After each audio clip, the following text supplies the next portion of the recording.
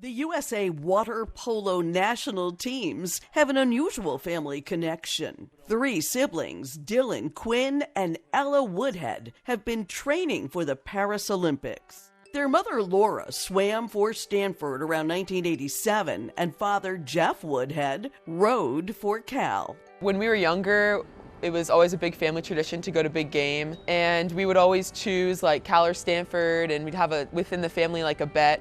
Dylan was definitely more of a Cal guy, so he rooted for Cal a lot. Quinn and I were in the red, the Stanford stickers on our faces. And then he was the first one to decide on Stanford, so kind of flipped the tide right there.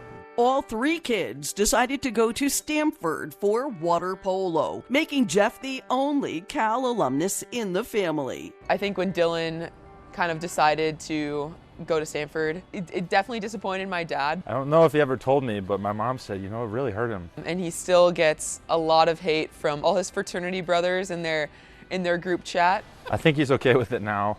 I grew up watching them before I started playing. I was like 7 and 8 up in the stands watching Dylan and Quinn play, taking stats on my own homemade stat sheet that I made. So I think definitely fell in love with sport as a spectator before I started playing myself. Back at full strength.